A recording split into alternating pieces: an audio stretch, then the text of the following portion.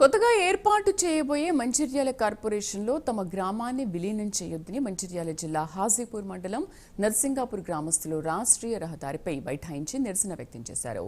తమ గ్రామాన్ని మంచిర్యాల కార్పొరేషన్లో విలీనం చేస్తే తాము ఉపాధి కోల్పోతామని ఆవేదన వ్యక్తం చేశారు. ఇంటి పన్ను, నీటి పన్ను, ఇతర పన్నులన్నీ భారీ మొత్తంలో పెరిగిపోతాయని, వాటిని చెల్లించే స్తోమత తమకు లేదని వాపోయారు.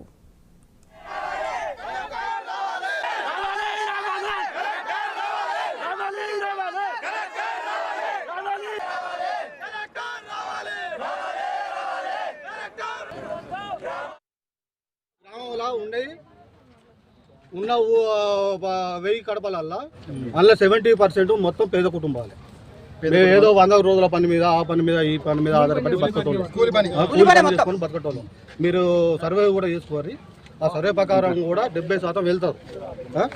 ఇప్పుడు కార్పొరేషన్ అంటే రేపు పొద్దుగాల ఇల్లు కట్టుకున్నా పర్మిషన్ కావాలి, బోర్ వేసుకున్నా పర్మిషన్ కావాలి. ఇదంతా మేము ఎక్కడ కట్టుకోవాలి.